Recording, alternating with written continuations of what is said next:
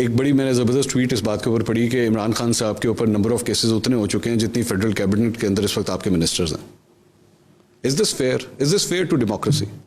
Fair کی اور unfair ہونے کی بات نہیں ہے. بات یہ ہے کہ جو آپ نے قصور کیا ہے اس پہ آپ کو قانون کو فیس کرنا پڑے گا. ایک کیس کیا بنا ہوا ہے, ایک مقدمہ میں پڑھ رہا تھا فواد چودھری اور دیگر شاہ محمود قریشی کے اوپر کہ جی آپ نے نا زمان پارک کے باہر سڑک کے اوپر پریس کانفرنس کی جس کی وجہ سے ٹریفک بلاک ہوگی اور اس بات کا ہم نے کیس کر دیا.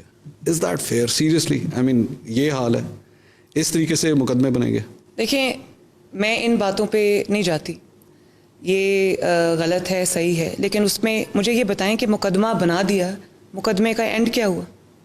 کہاں ہوتا ہے؟ نہیں مجھے نہیں ہونا چاہیے نا, ہونا چاہیے. اگر ہمارے مقدمات کو, جھوٹے مقدمات کو آخری دن تک ان کو چلایا بھی گیا, ہمیں سزائیں بھی دی گئیں, تو ان کے اوپر سچے مقدمے کیوں نہیں چل سکتے؟ مقدموں کی جہاں تک بات ہے, پاکستان میں سیاستدانوں کا یہی ہے, جب وہ حکمرانی میں آتے ہیں تو اس کے بعد اپنے کیسز سارے ٹھنڈے ہو جاتے ہیں, دوسرے کے کیسز ایکٹیویٹ ہو جاتے ہیں. ابھی بھی آپ نے ریسنٹلی سپریم کورٹ کے ججز کے حوالے سے وہ کچھ کہا, وہ باتیں کہیں, تصویریں دکھا کے. Was that fear?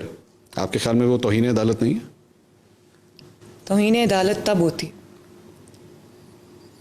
جب آپ کا فیصلہ جو ہے وہ عدل کے خلاف ہوتا ہے, قانون کے خلاف ہوتا ہے. اور جب قانون کے خلاف فیصلہ آئے گا, جب قانون کا دوہرا معیار ہوگا, جب قانون میں کسی ایک کو فیور کی جائے گی, تو مریم نواز کا حق ہے کہ وہ اس پر بولے. یہی بات عمران خان صاحب کہہ رہے ہیں. ایگزیکٹلی آج کل یہی بات کہہ رہے ہیں. کہہ رہے ہیں توشہ خانہ کا کیس تو میرے پہ بنتا ہی نہیں ہے. تو کورٹ میں پیش ہو جائیں. میرے پہ کیس بنتا تھا جس میں پیش ہوئی. آج اسلام آباد ہائی کورٹ نے وہ کیس جو ہے وہ ختم کر دیا. توشہ خانہ میں نہیں کیس بات جی بولیے جو سچ ہے, اگر کوئی بے گناہ ہے تو کورٹ میں پیش کیوں نہیں ہو رہا؟ یہیں سے پتہ چلتا ہے کہ کیس سچا ہے کہ جھوٹا ہے. میرے پہ جو جھوٹا کیس تھا میں تو بار بار پیش ہوتی تھی, اور اس پہ عمران خان صاحب کیونکہ مجھے ڈر نہیں تھا. وہ یہ بھی کہتے ہیں کہ میرے پہ سیکیورٹی تھریٹ ہے میرے پہ. مجھے یہ بتائیں کہ وہ کون سا سیکیورٹی تھریٹ ہے جو کورٹ میں آپ کو پیش آ جاتا ہے, جلسے اور جلوسوں میں آپ کو پیش نہیں آتا؟ In a bulletproof car. In a bulletproof car, تو بلٹ پروف کار بھی لوگ اڑا سکتے ہیں. اچھا, یہ مجھے دنیا میں دیکھا ہے. مجھے ایسی تقریب کری نہیں, مجھے پتا ہے. اچھا. اور ہمیں تھریٹس نہیں تھے. مجھے بھی تھریٹس تھے, اور مجھے تو آپ کو یاد ہوگا وہ اسمیش کرنے والا تھریٹ. اور کبھی آپ کے سامنے فیکٹس آئیں گے کہ ہمیں کتنے بڑے تھریٹس تھے. اچھا. لیکن وہ کیا لیڈر ہوتا ہے جو تھریٹ سے چھپ کے گھر میں بیٹھ جائے؟ بات یہ ہے کہ آپ کی جان کو تھریٹ ہے اور آپ کمرے میں چھپ کے بیٹھے ہوئے ہیں, تو وہ جو نہتے لوگ باہر مار کھا رہے ہیں آپ کے ورکرز, ان کی جان کو تھریٹ نہیں. ٹھیک. جس کی جان کو تھریٹ تھا وہ ذلے شاہ, وہ تو بیچارہ اللہ کو پیارا ہو گیا. Pakistan has already last a former prime minister محترمہ بے نظیر بھٹو. ایسے میں سیاسی ونڈکٹیونیس کے اندر اس حد تک چلے جانا کہ وی ڈونٹ کیئر کہ تمہیں کوئی سیکیورٹی تھریٹ ہے یا نہیں ہے, بس تم پیش ہو, عدالتوں کے اندر ضرور آؤ تم. اتنی ونڈکٹیونیس کی کیا ضرورت ہے؟ منصور, ایسا کرتے زمان پاک کے اندر ایک بلٹ پروف عدالت بنا دیتے ہیں. ٹھیک. اور وہاں پر ان کا کیس چلا دیتے. مجھے بتائیں یہ کون سا تھریٹ ہے جو عدالتوں میں ہوتا ہے اور باقی جگہ پہ نہیں ہوتا؟ ٹھیک. اس وجہ سے آپ سمجھتے ہیں کہ ان کو عدالتوں میں پیش ہونا چاہیے؟ بالکل پیش ہونا چاہیے, قانون کو فیس کرنا چاہیے, یہ چارپائی کے نیچے سے نکلنا چاہیے. اور یہ ایک ریسٹ وارنٹس کے اوپر امپلیمنٹ کروانے کے لیے اس حد تک جو فورس آ گئی, مطلب پورا ایک خانہ جنگی کا ماحول بن گیا زمان پاک کے باہر. فیئر تھا؟ خانہ جنگی کا ماحول کس نے بنایا؟ خانہ جنگی کا ماحول اس نے بنایا جو قانون کے آگے پیش نہیں ہوتا, جو ہمیشہ سے یہ رٹ لگاتا تھا کہ طاقتور کے لیے دوسرا قانون ہے اور جو غریب آدمی ہے اس کے لیے دوسرا قانون ہے. جس کی وجہ سے نواز شریف کو سیسیلین مافیا, ڈان اور گاڈ فادر کے القابات سے نوازا گیا.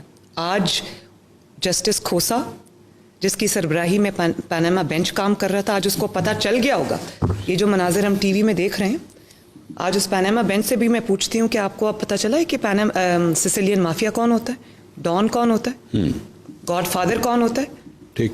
اور جو آپ نے کہا کہ خانہ جنگی کا ماحول ہے, وہ کس نے بنایا؟ وہ میں نے کیونکہ جیل نہیں جانا, میں نے کیونکہ عدالت نہیں جانا, میں نے قانون کے آگے پیش نہیں ہونا, اس لیے میں جی بی سے, گلگت بلتستان سے فورس بلا کر اس کو پنجاب پولیس پر گولیاں چلانے کے لیے کہوں گا, اس کو گھر کے اندر چھپا کے رکھوں گا. میں کے پی کے سے دہشت گردوں کو بلاؤں گا, میں کے پی کے سے, آپ کو پتہ ہے دہشت گرد چھپے ہوئے ان کے گھر کے اندر.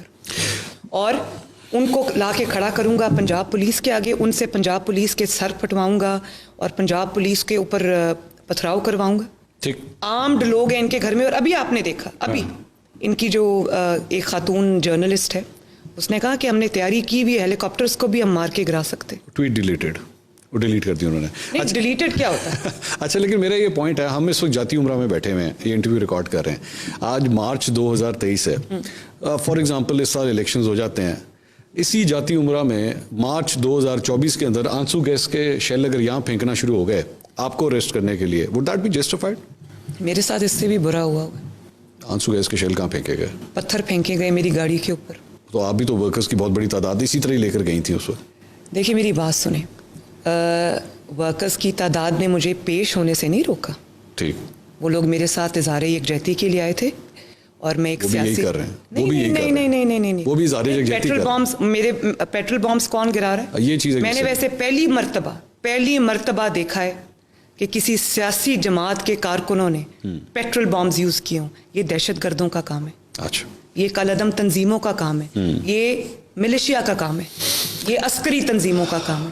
اچھا. تو اب جب میں یہ کہتی ہوں کہ یہ فتنہ ہے پاکستان کا سب سے بڑا, انتشار ہے, اب لوگوں کو پتہ چلا میں کیا کہتی ہوں. ٹھیک.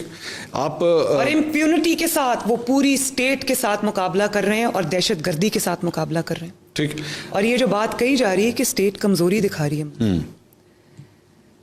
میں یہ سمجھتی ہوں کہ اسٹیٹ کو اب عمران خان کے ساتھ اور پی ٹی آئی کے ساتھ جس طرح وہ کالعدم تنظیموں کو ہینڈل کرتے, جس طرح وہ دہشت گرد جماعتوں کو ہینڈل کرتے, ان کے ساتھ بھی. پاکستان تحریک انصاف ایک کالعدم جماعت ہے. بالکل. پاکستان تحریک انصاف ایک کالعدم جماعت, بہت بڑی پاکستان اسٹیٹمنٹ ہے. تحریک انصاف ایک دہشت گرد جماعت ہے, جس کا جو میں نہیں کہہ رہی, 3 دن سے دنیا ٹی وی پہ دیکھ رہی, آپ دیکھ رہے.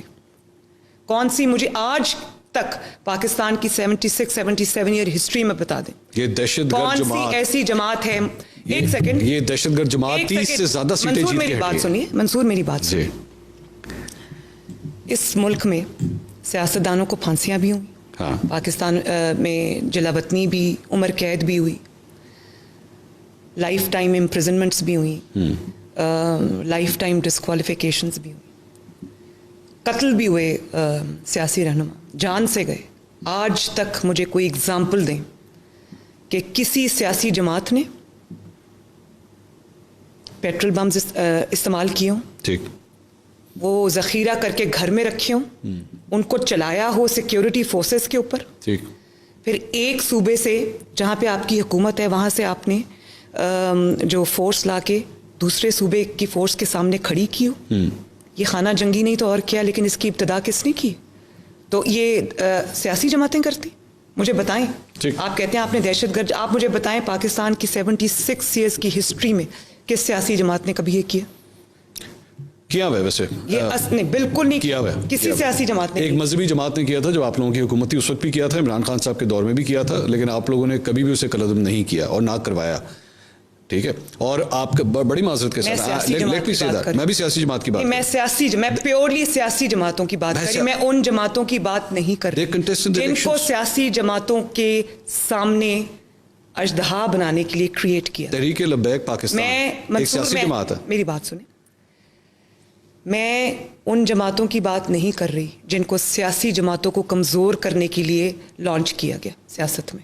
تحریک لبیک کی بات کر رہی ہیں آپ؟ باقیوں کی بھی بات اس لیے لانچ کیا گیا, باقیوں کی بھی بات کر. آپ کے شوہر ان کو سپورٹ کرتے ہیں, جا کے ان کے کانسیپٹ کو سپورٹ کرتے ہیں؟ میں اپنے شوہر کے اس کے لیے جواب دہ نہیں ہوں, آپ مجھ سے میری بات کریں. وہ ایک انڈیپینڈنٹ پرسن ہے, وہ جو بھی بات کرتے ہیں وہ ضروری نہیں کہ وہ میری پوائنٹ آف ویو ہو یا وہ میری پالیٹکس ہو.